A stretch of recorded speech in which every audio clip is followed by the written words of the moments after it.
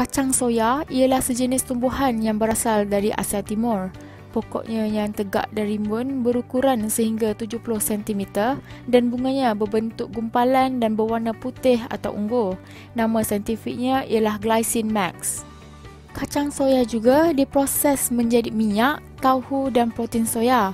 Kedua-dua jenis soya yang ditanam adalah kuning dan hitam. Kacang kedelai rendah lemak merupakan sumber kaya protein, serat, banyak vitamin dan mineral penting.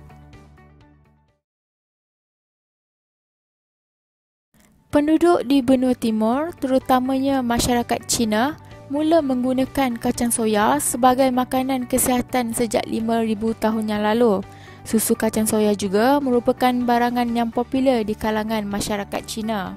Penghasilan air kacang soya adalah merupakan satu proses yang mudah kerana peralatan yang diperlukan merupakan peralatan yang murah dan biasa ditemui di dapur. Namun, kesulitan yang biasa dialami ialah penggentelan atau pepejalan yang berlaku dengan cepat semasa pemanasan. Sebenarnya kacang soya ni dia adalah secara semula jadi. Dia adalah sebenarnya adalah tumbuhan semula jadi. Dia adalah asal semula jadi dari tumbuhan. Dia sejenis kacang, kita panggil Glycine max. Kacang soya ni antara makanan yang ada sumber lengkap nutrien. Sebab dia ada karbohidrat, dia ada protein dan dia ada juga lemak. Dia boleh digunakan sebagai salah satu bahan dalam makanan dan kita ambil mengikut keperluan yang sepatutnya lah. Kalau kita jadikan dalam bentuk contohnya minuman kacang soya, dia ada dua tau, minuman kacang soya atau susu kacang soya. So sepatutnya kita kena ambil susu kacang soya. So susu kacang soya adalah yang lebih baik sebab dia memang pure daripada, maksudnya dia blend soya tu jadikan susu berbanding minuman kacang soya. Kalau tengok harga pun dia akan ada beza sedikit. Susu kacang soya tu dia lebih mahal sedikit tetapi dia punya kandungan nutrien tu lebih baik lah. So pengambilan dia susu kacang soya ni 2/3 gelas lah sekali ambil. Dan kalau dalam bentuk tempe atau tahu adalah 1 keping. Dalam pemprosesan soya yang normal, kacang soya akan dibuangkan kotoran dan seterusnya direndam pada keadaan biasa selama 3 hingga 4 jam untuk melembutkan dan mengembangkan tisu kacang soya tersebut. Pada masa yang sama, disebabkan kecanggihan teknologi dan sebagainya, dah ada kacang soya yang genetic modified organism. Maksudnya dia telah diubah suai secara genetik, mengubah suai produk soya tu. Dalam proses penanaman dia tu dia dah ubah benih soya tu. Tetapi di pasaran still juga ada kacang soya yang original lah, dan dia akan tulis non-GMO soya. Itu lebih baik sebab kalau yang GMO ni bila dia dah modified, dia dah ubah suai DNA pada kacang soya tu, dan dia akan beri kesan pada setengah orang.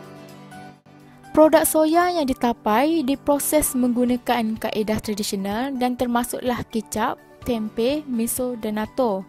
Kicap adalah sejenis cecair yang dibuat daripada soya yang ditapai, biji panggang, air garam dan sejenis acuan. Okey, untuk yang tahu Sumedang ni, dia buat proses tu daripada kacang soya sehinggalah jadi pada tahu.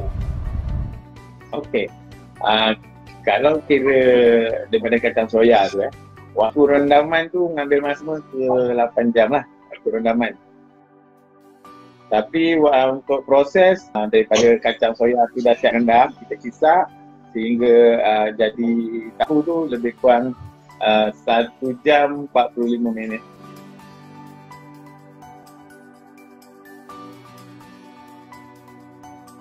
Tahu adalah sumber protein yang baik dan mengandungi semua 8 asid amino penting. Di samping itu, tahu adalah sumber magnesium, tembaga, zinc dan vitamin B1 yang baik.